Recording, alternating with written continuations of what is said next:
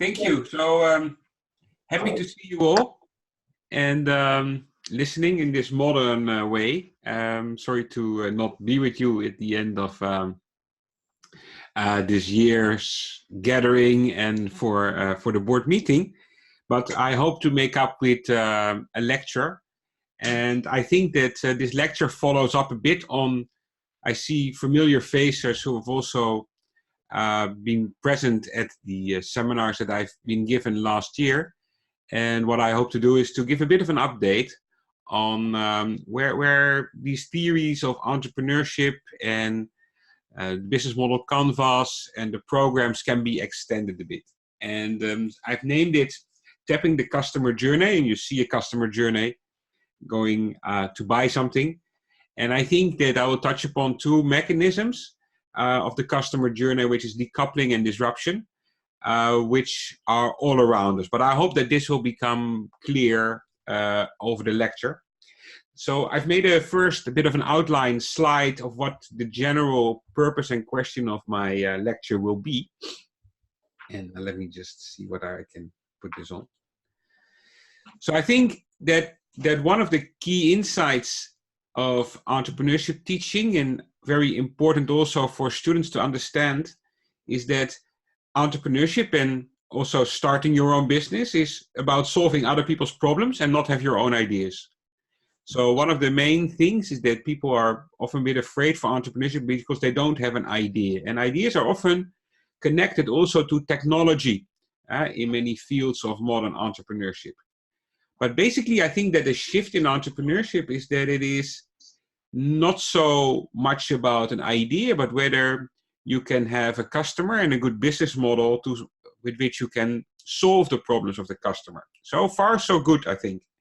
So, for example, we have been talking with many of you about one of the main products of entrepreneurship education, the business model canvas. And yeah, it started you to not think about your solutions, but to start with actually which customer segment you want to tackle.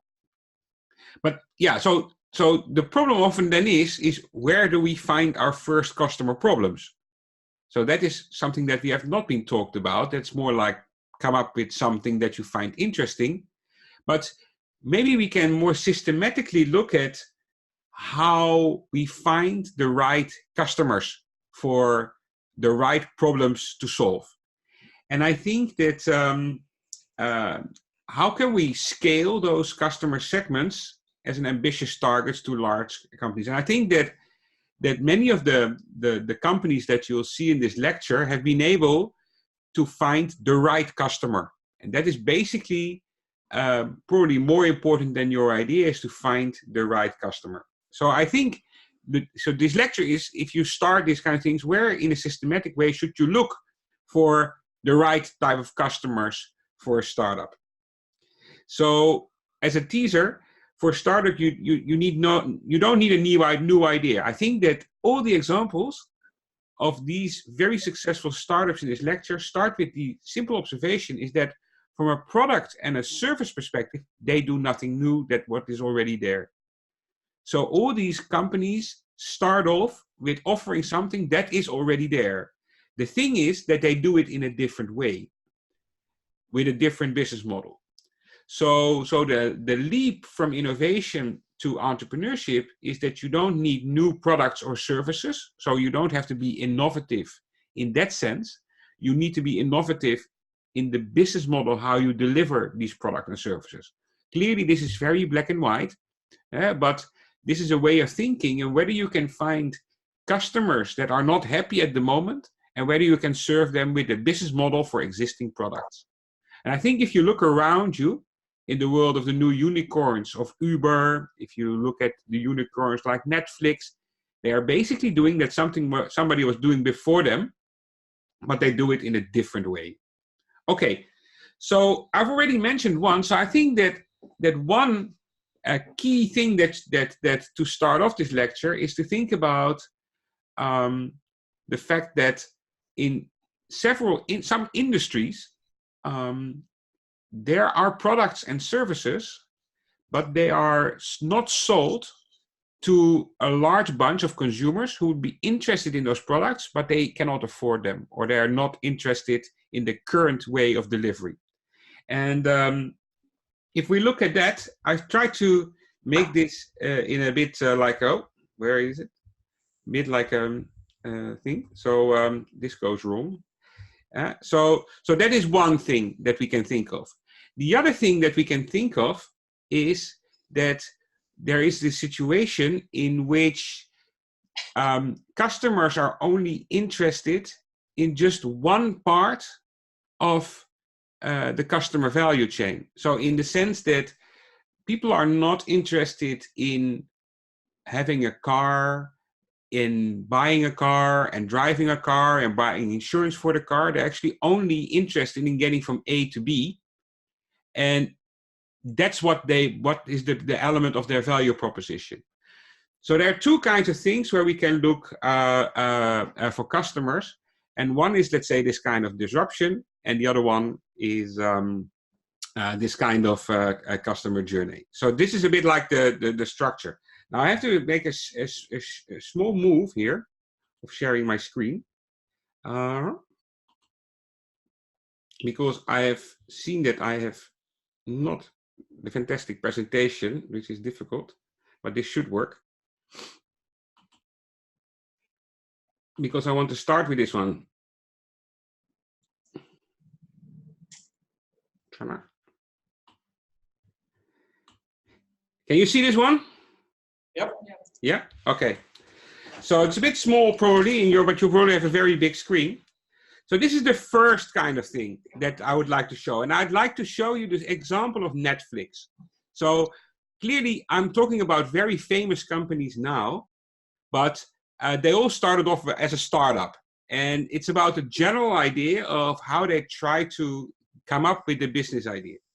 So the idea is, if you start with the market that Netflix was originally targeting, is that you would have, in any market, you would have customers that are very demanding, let's say the top aspirators. So these are people who go and watch movies for which they pay a lot of money, and they go to the cinemas, for example. Now you also have, in the middle, people with aspirations. They like movies, they like series, but they go to a length to download movies from the cable, or they go to a rental shop to rent a DVD. So we're talking about a few years ago. But these people are spending a substantial amount of money and time of getting that product. And that means that there are many customers, potential consumers of especially old series and old movies, who don't buy it because it's basically too expensive for them and the delivery mode is not optimal.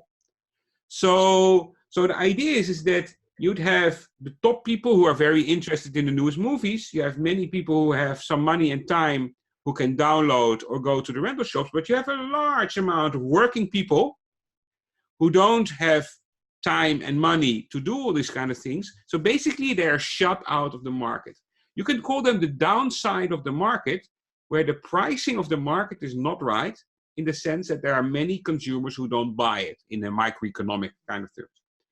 So if you can find a way here in the beginning where you would have a way in looking at old movies and old series that you can cheaply distribute to that audience using probably new kind of technology, you can serve the market in a different way. And another element which is important for startups is that many of the companies, the Comcasts, the cable companies, the top, the Disneys of this world, they don't see you as a threat, because they are basically focusing on this top aspirators, or at least on this. So they would say, look, this is not a market segment that we are willing to defend. Now, the thing what happens is that if you have a dynamic strategy of entrepreneurship, so here Netflix starts in a market with old series and movies, very cheap, with a subscription price where things are actually quite close to free. They have a streaming service, so you don't need to download it. They tap into new technologies where broadband is bigger. But because there is no reaction of the incumbents in the market, basically they are free in this unserved market, which is for the others non-profitable. But what you then see is that clearly Netflix has a dynamic strategy. So once they are the leader in this market for streaming old movies and services, then the danger for the incumbents is that they try to move up. So probably you are well aware. So do you know the series Breaking Bad? Yeah, so Breaking Bad is the classic example where Netflix breaks with the system and they create their own series. They outsource it though, but they make, instead of everything that was already there, they try to jump in through the same network with a trendy series like Breaking Bad, and which was a huge hit. So the danger comes that they move upwards and use their technology and user base to enter the mainstream market. And what you see now is that they move up even further, where they go for box offices or a release on a certain day where they have actually the most popular movies, and maybe they buy one of the big producers. So you see that disruption through startups of existing industries, and disruption can be a big shift in market shares. So in this market, often starts because startups target unserved customers in existing products that are not served for some reason. And they're often on the low side of the market because many of the existing firms, they focus on serving the high margin customers better. So a first clue of where to look for startups or for ideas, and also maybe for student ideas, is that if there are popular things that have proven track record as being in demand, then to ask yourself, yes, but given the price level, given the distribution way, lots of people who might like the value proposition of those products are shut out of the market. And how can we have a offering for those consumers using a different business model or different technology? So technology and business model are important here because technology, so the streaming technology of Netflix was a completely different technology than the downloading strategy before that. But also if you look at the pricing model, now it is quite common, but instead of using the Apple Store kind of downloading of movies and pay for a download, you have a subscription model where you pay €5 or $10 per week, per month, to be a member of all this kind of things. Now you can also think about, and that is a theme that will occur later, is that what Netflix was seeing as a value proposition is that on top of making it affordable in this business model to a large extent, is that they create also a big database of what people actually want. So later on, you see also in a model, and that is valued very much by the higher end consumers, is that they use algorithms and information to give a targeted search element for also high-end consumers. So for high-end consumers, it may be that they have limited interest in finding out what they would like. And if you have superior algorithms, which are also shaped on a large consumer base, that might work. So the larger the consumer base is that you build on the downside, the better the offering you can make on the top side. So it is also about this kind of technology dynamics that might play a role. So our first clue of where to find new customers is downside of the market, unserved, of existing products and services that everybody actually likes, and how to use a different business model to reach this downside of the market. And I think that if you think about these kind of disruptions, think about the Uber taxi market, think about all these kind of things, it starts often off with people who are not willing to pay an amount of money for an existing service. And how can you use a business model to do that? And let me return to my main presentation. So this did not load. Okay. So a second strategy is to look closely, and that's also one of, so I had about disrupting existing incumbents from below with business models, is to look very carefully for the pattern through which consumers buy a product. And you can think this as a customer value chain or a customer journey that we have been discussing in these kind of entrepreneurial models. And clearly a customer journey is different for a product or service, but in general, you could think that much of the customer journey takes off from a certain sequence. So you'd assume that people become aware. So if they are aware that they have a certain problem or they have a certain need, they're going to search for a solution. They're going to search for something. Then if they find something, they evaluate this offering or compare it to others. Then if they've evaluated, they purchase it.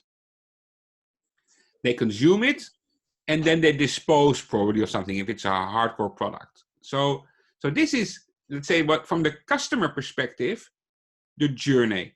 Now, often firms, existing incumbent firms, they organize around a full value chain over the customer. So they give information.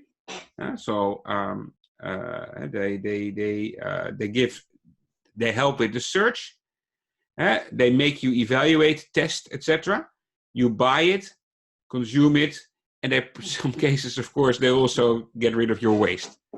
So the idea is that if you look at existing larger firms who offer services, is that this chain is integrated. Basically, if you think about the bank, a bank often integrates the full services for its customers. Search for information, evaluate the products with a bank manager, purchase it, consume it over a lifetime of the financial services, and then renew it in some way, like your mortgage. So the idea for large firms is that they integrate this value chain. Now, with agile development and the digitalization of society, one of the big trends where lots of startups step in is that instead of offering the full product and value chain, is that you try to look for individual parts of an existing value chain that you can do better. So you don't have a new product or service, but you look at how it is delivered from the maker to the customer, and you look which part you can actually do better and why. And this is where a lot of attacks from startups come from. And I think that if you look at startups offering in the value chain this way, is that there are 3 elements in these kind of theories that are very important. So clearly, if in each kind of segment, there should be a value creation for through the eyes of the customer. And as it is not a new product, again, I put this pretty black and white, then often startups can do something cheaper in this step than the existing multinational or large firms. So they do something in a different way, which makes it cheaper. That can be of search costs, it can be of the price, etc., etc. It can also be, so that is, so the value is often created because it's cheaper for the customer, especially in that step. Now, the second term that I would like you to keep in mind is that often startups look at how the incumbent companies, so the existing companies, are paid for delivering that step. And if that's not identifiable because the whole chain is already under control, maybe they can focus in a digital economy on having a different business model, especially for that step. I'm going to give all kinds of examples later of this, so to make this clear. But The third one, I think, is the most important part of the startup attacks of incumbent firms, how they enter. And that is what you could call value erosion. Now, what you have to keep in mind is that if you have a certain offering of an existing firm, that as a customer you have to do things that cost you time and money, but don't deliver you the value where you're coming for. So, for example, I guess that if you have to buy it's a quick example of this. I guess, again, if you have to buy a car, nobody of you actually likes buying a car. You like to have a car and drive a car, but if you have to have a hassle of buying a car, it takes you a week to organize finances, evaluate them, etc. That's actually what you don't like. So the attack comes if you look at existing offerings where consumers have to do things in an integrated value chain that create no value for them and actually erode the value of the full offering. So can you do some parts cheaper? Can you do it in a different way with respect to pricing? And are existing firms doing things in the value chain that are a nuisance of the customer? These are, let's say, the three elements of startup attack on company. So you have to you look at what is already there and what you can actually do better in certain ways. Now, let me give an example of, so on top you see these kinds of, so you could say, look, if we evaluate startups, and I'll go for very famous ones, what they actually have done is that they have attacked one specific part in the customer value chain. And my first example is an example which is called the Birchbox example. And it's about attacking how people evaluate things. And if I tell the story, you'll probably see a lot of commonalities with other examples that you might know from Russia or whatever. So the idea here is that so my daughter is 16, and of course she likes to go to this kind of cosmetic shops and test everything out. But for working people, this is a cumbersome thing, and often a lot of people, again, unserved customers, they live quite far from sophisticated cosmetic shops. So for them, if they know what they have to buy in the shop before they go to the shop and when shopping, that would be a benefit for them. That would be a simple benefit. But going to the shop and evaluating the products, that is not something that actually creates a lot of value for them at that moment. So the evaluation part, they might search for what they like, they ask their friends, they look on the internet, etc. But the evaluation of actually trying it on you is not an easy part. They don't like to do that with all the kind of things in the shop. They don't want to go there for that.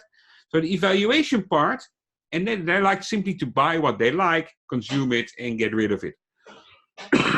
So this Birchbox sees the whole customer journey of cosmetics, women cosmetics, as what the customer is doing, and they target, look, this evaluation thing, that goes wrong.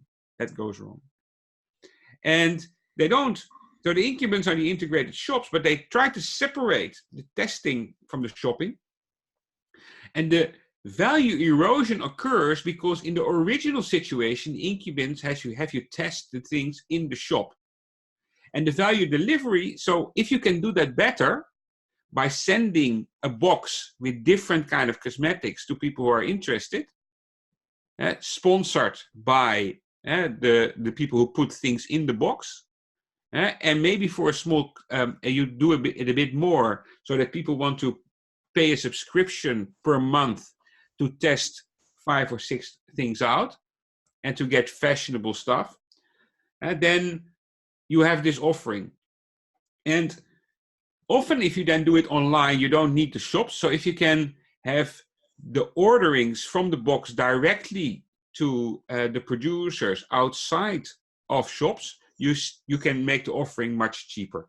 And probably you know quite a few examples of how such a model works also in other things. So now you can think of, so this is a bit like the same kind of Netflix kind of story.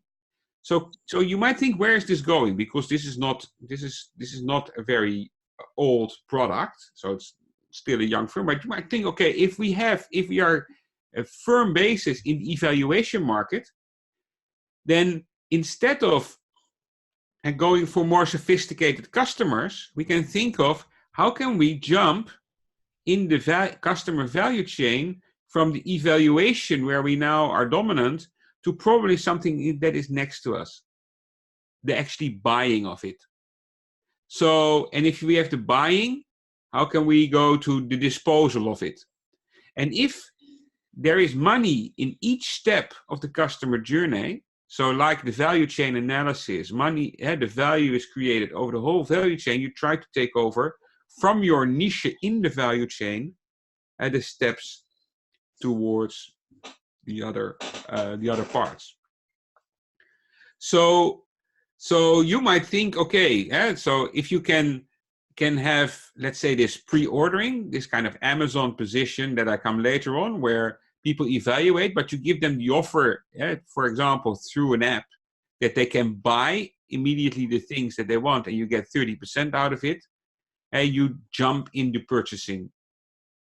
If you can say, well, but we also have this kind of service where if you go to a wedding, we have somebody who's actually putting it on, then you enter in the consumer market. If you say, well, what you have used, we collect. So the next time you get the box, you can send it back with the things. Now you have the disposal kind of things where you can arrange. So the idea of startups is that in the evolution, what you do, you target a small segment, but with a clear idea how you can map the full customer journey and jump from your position to others. So this is the evaluation example.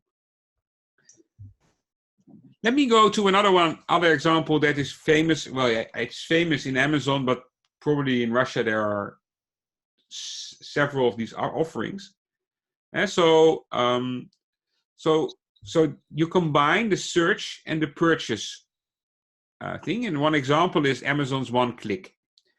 So the incumbents here are bookshops, publishing houses, and that is what Amazon was disrupting. Now, there are several things of what Amazon tries to decouple.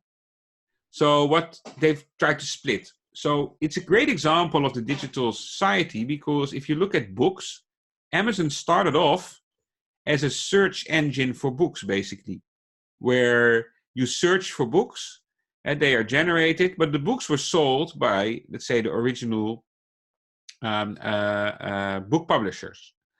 So they had a dominant position in selling the books through the bookshops, and the publishing house had that model, but Amazon was separating the books not only from the shops, but also from reading it. So the digital economy allowed let's say, e-books, and for that, Amazon introduced the Kindle. Now, this of course is a big startup, but the idea is that what they did is that they created a digital tool like the Amazon Kindle, which was very cheap. So they sold this at a very low price, but enabled people to not only search books where they were there, but also to buy books. So the Kindle was very important for them as a tool of, yes, we are big in search, but we jump to have the purchase. Now, if I look at myself, I think I have in my Kindle, which now is of course on all the mobile phones, etc. Over the last 2 years, I bought at least 120 books that I've not read.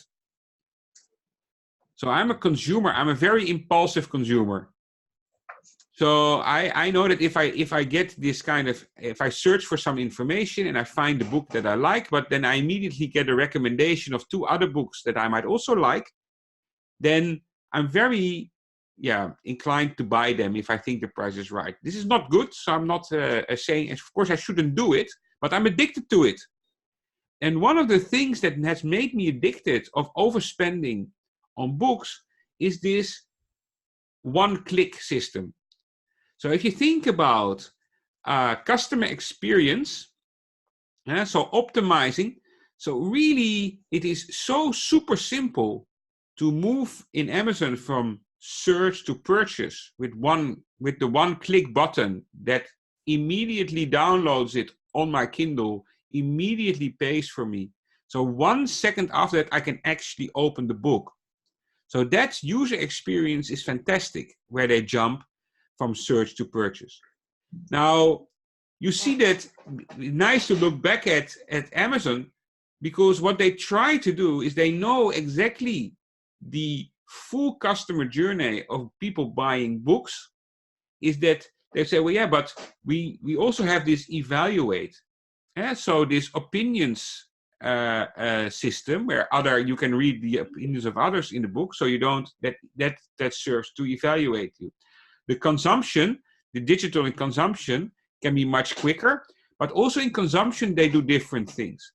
So they innovate later in that now on the Kindle you see what other people think is important in the book live. So instead of only focusing on what you think important, you can skim the book much quicker. And the more people that have read it, the more trustworthy, of course, it is what the important things are. They probably are working on disposing things. So second-hand ebooks is, of course, some super dangerous thing in their business model.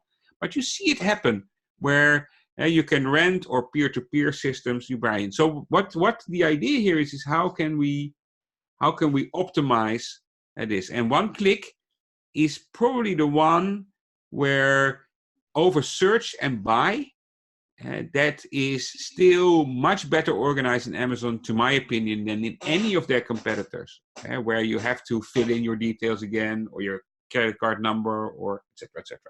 And lastly, of course, what they try to extend is if you have this search to purchase advantage as a startup, and then you can scale it clearly to all kinds of other products.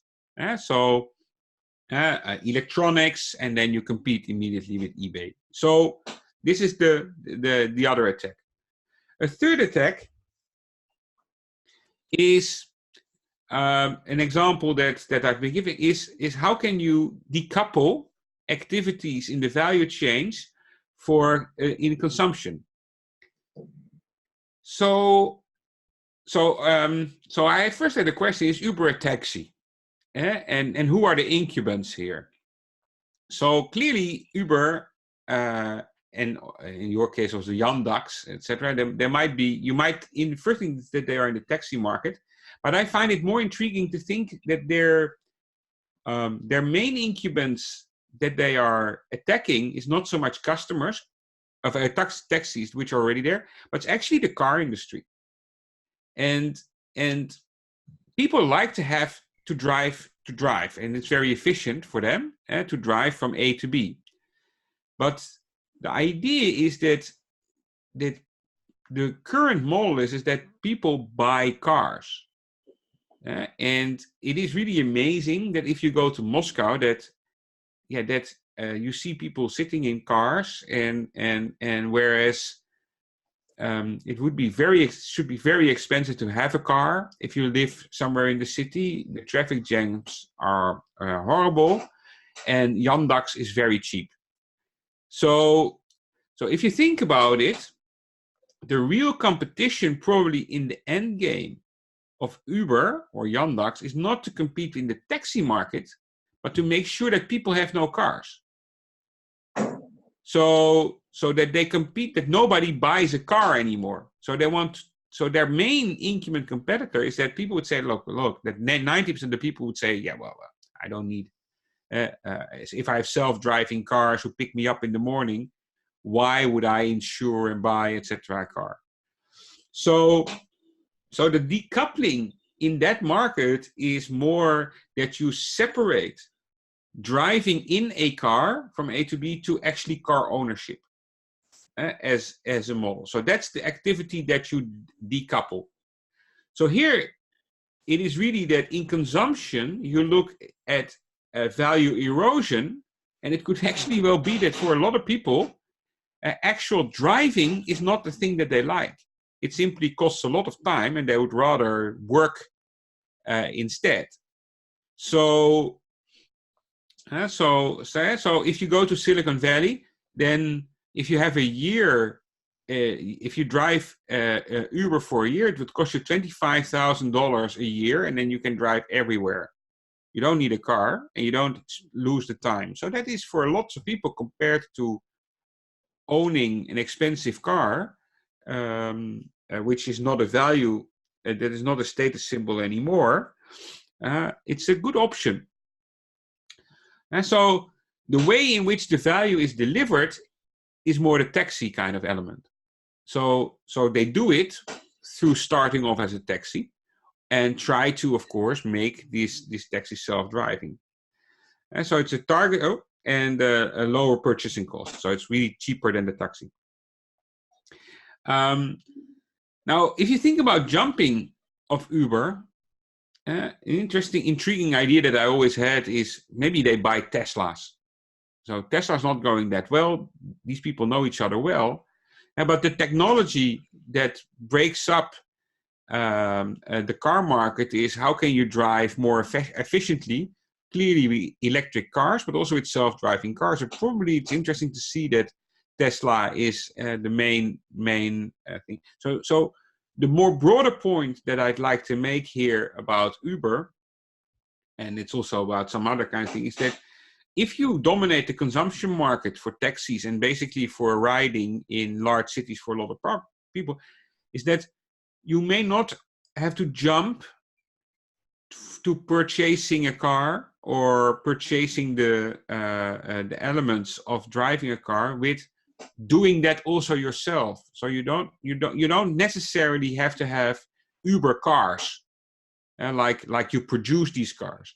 You can also, if you become as big as Uber, and if ultimately you become profitable, you can do this through mergers and acquisitions, where you buy simply the people and the firms in the adjacent markets. So one reason why you see mergers and acquisitions going up so much in the last 3 years, and where the buyers are startups, is that they buy the adjacent markets. They buy the adjacent markets to integrate the customer journey.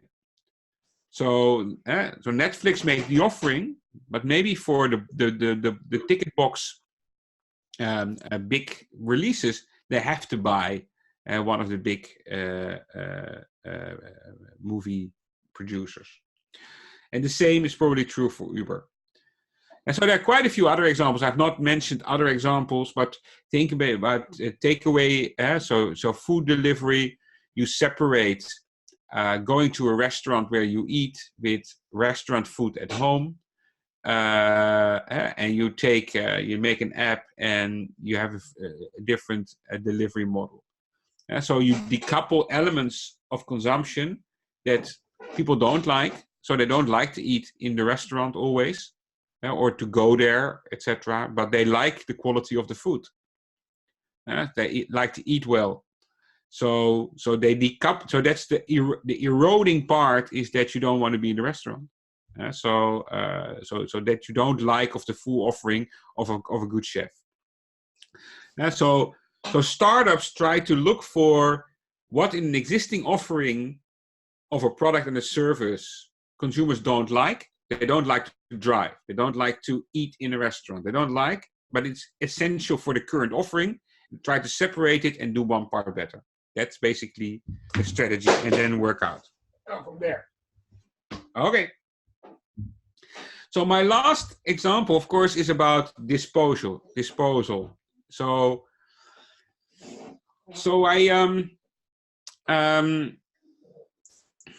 I tell a story where these kind of things become a bit less. How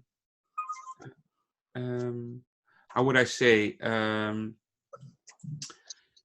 It's not that clear cut as the other business examples before it. So you see here the whale, And it's now called the Utrecht Whale, but it was made in Bruges. And this is plastics that are collected from the oceans. And it's just a thing that goes around in Europe and around which. So we did it from the Utrecht University. We rented it. And that was because in this year we organized a lot of activities around sustainability. This is this kind of clear thing that we try to support. So in disposal, what you see happening more and more is that that larger companies that produce plastics see this as a potentially important eroding element, because it erodes the profile that they have with customers, and they see it as a danger that they don't organize disposal of their products in a way that is efficient. Now, one interesting thing that I came across in one of my projects in Africa is this story. So CocaCola has got a problem with that, and they tried for a long time to say, look, people consume Coca-Cola, but so we want to have the Coca-Cola bottles back. And what they did is they looked at their supply chain towards customers, and then they used those supply chain to also get the Coca-Cola bottles back. But you can imagine in many countries people consume it and they don't have the discipline or actually the effort to get these bottles back to Coca-Cola to where they actually bought them. So that did not work very well. And then Coca-Cola changed the business model recently and said, look, our commitment is not that for every bottle of Coke that we produce, we get a Coke bottle back. Our commitment is that for every bottle of Coke that we produce in plastic, we get a plastic bottle back, not necessarily Coca-Cola. And that meant that you open up the market where people can say, well, okay, if that's the case, then waste collection becomes an interesting thing if Coke pays a price for any bottle they get back and they distribute. So there are many producers, but this offering, this system in which they provide the incentives, now creates a decoupling from the distribution chain of these multinationals, in which they also collect, to that there is a collection companies who can do this for them, and often these are informal collectants who earn the money out of that in developing countries, who can do that, so they don't need it. So that part of then the value chain is decoupled from the rest, and you open it up for startups to tap in. And there are many large companies now that are now interested because simply they have a large buyer, which is Coca-Cola. Now, is it as good? Well, certainly, if you put more effort in getting your own trash back, that might be good. But at least you open up for a new business model for startups to jump into this disposal model. And therefore, you open up also to much more claims of circularity in plastic waste collection. So what you hope, of course, is that these kind of models start to work, and then that these plastic whales are a phenomenon of the past. So the customer, and therefore also the firm, should be happy because you contribute by buying Coca-Cola to a better world, because you know that it pays for the recycling of bottles. That is a bit very positively put, but at least that is where companies are working. The key message here is that this disposal and collection and world problems in sustainability,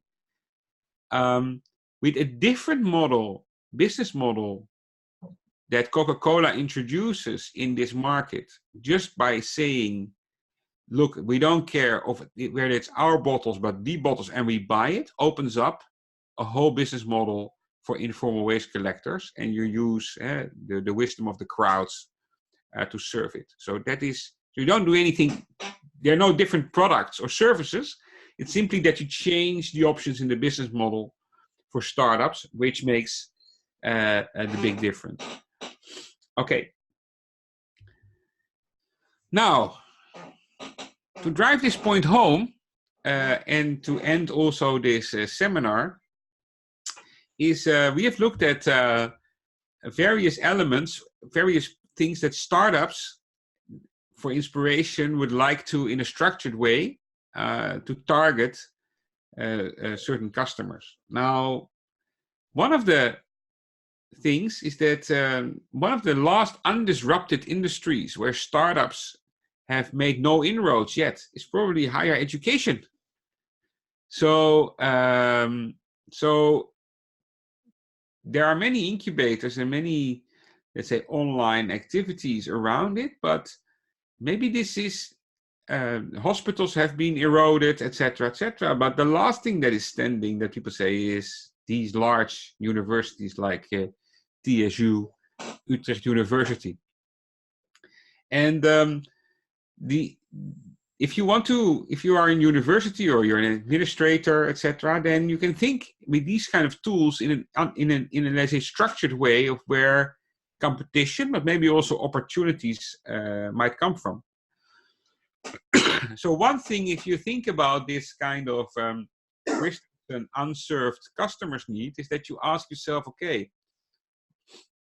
what in higher education are actually underserved or unserved customers, and why are they not served?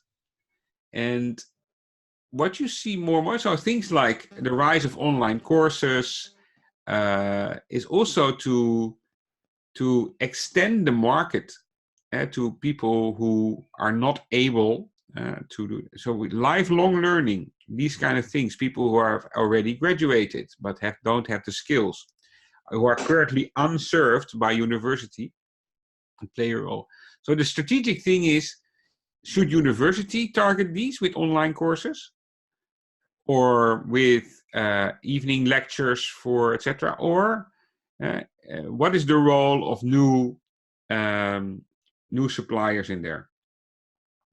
Now, another thing, and maybe I look at students, is first is in what way are universities actually eroding the value? So one thing you can think of in most large universities is that students have to do a lot of courses that they don't like and that they don't see of any value to their future, but they are still part of the curriculum. So if you think about that, is that any startups, I'm not going to give, I think startups would like to think, okay, so how can you make a university which has probably the same reputation, where students don't have to do all the things that they don't want to. So that could be one thing where you think, okay, so this kind of value, you do a lot of things that you don't see valuable, but there are also lots of things that that universities ask students to do in terms of administrative stuff, application, travel, etc., which are not directly contributing to the value proposition of the university. So you look at the customer journey of the student and you see in which steps actually there are lots of opportunities, lots of activities that are not directly benefiting the students in terms of having education from a high reputation things or increasing knowledge. Another thing to look at this is that there is now a coupling in universities between teaching and research. But maybe, research can make teachers slightly better teachers. But for students, maybe this research is not super interesting. And for researchers, teaching is not super interesting. So you would see, if you look at decoupling, you would see probably a potential value in separating research from teaching and how you do it. And if you look at this more closely, that is exactly what many business schools are doing, where staff is only paid for teaching, maybe too much, but research, yeah, they do in other institutions and probably in relation with industry that pays them for that. But it's not the system where the business model is that the more students you teach, the more research money you have. And that is the coming decoupling, where I see more and more of my colleagues working for think tanks and only teaching in university. And if you think about the business model of higher education, that is something that is eroding, because there's no reason why there should be a coupling of teaching and research. The third thing, and maybe I use a bit of one of the institutes where I also teach, which is in Innopolis University. Some of you know this, where for students, for the customer, the way in which they pay for their education might be inefficient. So you think that if you have to pay upfront tuition fees, then you do this to get a better job later, and this better job pays you a higher salary. So maybe if you can change the business model in such a way that you have your future employer already pay for your current thing, and you take 3 or 4 years lower salary, that would be a much better business model offering for you. So the way of delivering. So in Innopolis, the companies in the Technopark pay for the students, and the students then have to do 3 years after their graduation working for these companies. So I'm not saying that this is a super model. The point I'd like to make is that you might see in the future that we look at the business model of how can we more effectively serve the customer in his payment from upfront to later, that generates a different market. So as Innopolis as a startup university. And so these are examples of lots of activities in university that don't create direct value for students. There are many unserved markets for people who don't enter university for some reason, but the offering could be very interesting for them. And the business model of how students pay for university that can change. And so these are probably then forces structurally that we can think, okay, who is doing what in this market, and how should we as universities react to that? Okay, it was more of an example to summarize the main points. I also see that I have used also already a substantial amount of time. So maybe I open up to you for whether from your end there are questions at the moment, because I can probably hear you very well.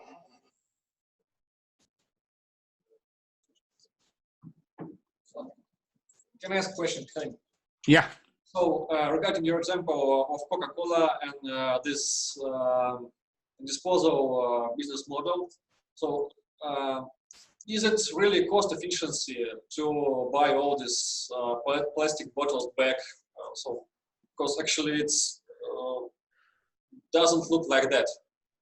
Yeah. So as I said, of this process for the Coca-Cola company. Yeah. So you might think so. So I already said it was a complicated example, but Coca-Cola is worried about the things like. So I think for them, it is more. Well, I've talked to 2 of them, and they see it more as a combinational element. And let me explain that. So the combinational element is that you have more and more conscious consumers who are conscious with their health, and this is also related to environmental concerns. So for these people, they lose customers to, let's say, fresh juices or something like that.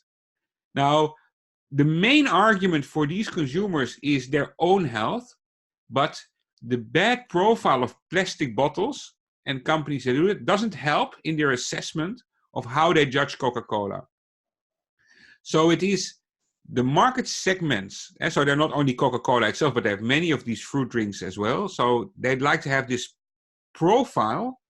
It's not cost efficient, this profile of organizing this, and therefore keeping a customer base in this. The other thing is it is a bit of anticipation. So maybe you know this story, but we have a big problem. I don't want to have one here. In the European Union, the straws with which we sip drinks, they are forbidden as of next year. So we cannot use them anymore. They are illegal to be sold. Now this creates a big problem. And this happened after years of discussion between policymakers and large companies to make these straws more durable and more so they're very bad for the environment. Now, for Coca-Cola, indirectly, what is important here is that by having this system, they also avoid a much more repressive system later of having high cost in collecting these bottles. So it may not be directly efficient but that's indirectly efficient in market shares in let's say legislative cost later. It's kind of an investment in some kind of future legislation program. So. Yeah, but already for them CSR is important. And this is a part also of CSR that they actually try to solve the problem. And it's a competitive thing. They say we've done this, our competitors don't, or so that can be. So they're probably also investing heavily in schools, and they invest in sustainability programs for young children. And to have a better profile here, this then fits. So maybe, it could also be even more that they feel bad about it. But if we look simply at the business motives, and I tend to believe the business motives, these are, let's say, their important motives for securing their market position. Okay, thank you. Yeah. Other questions? Probably I have. Yeah. Can you hear me? Yes. Okay. I have a question about the journey itself, the procedure journey. Is it possible to jump from dispose stage to search stage, or it is better to jump from dispose stage to evaluate stage, or even another variant? A consumer can jump only on the direction not from sorry in the direction, very good question. Two arrows, but not in another direction. I mean the opposite. Then arrows goes. First of all, I don't know research about it at the moment, so. But it's a very good question. So you would say, look, probably it should be the one next to you, but it's certainly, I gave an example where this is definitely not the case. My other very vague answer is probably we can come up with all kinds of examples of jumping next, etc., etc. Now, there's one thing is important, I think, and to keep in mind. There is a very famous marketing book, which is called Crossing the Chasm, which is basically about this, is that when do you move in to, if you create a niche with people who like you, how do you break in with a slightly different product offering into the much larger and much more profitable market? Now, one of the things that is an important strategic thing is that for companies who win one part of the customer journey, let's say Uber, if they jump into another segment, they have to win it 100%.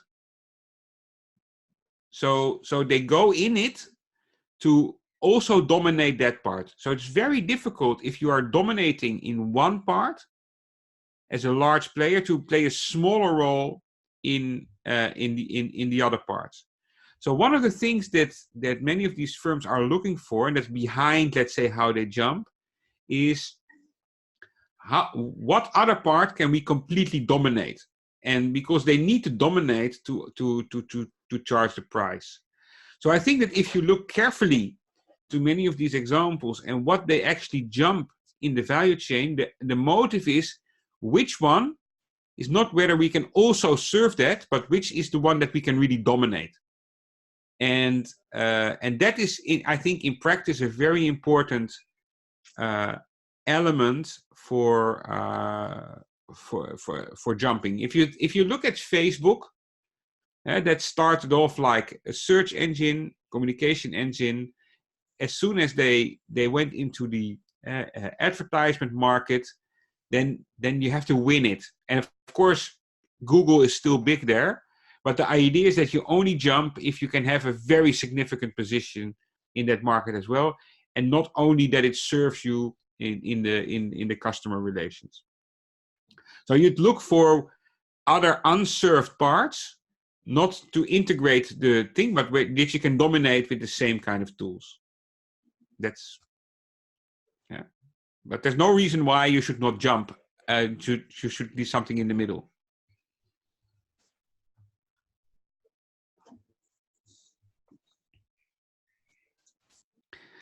Okay, thank you very much. And I hope you have a pleasant day. Well, your day is already nearly over. I hope that the quality and the slides were good. Normally it goes well. And where's the organizer, or did she run away?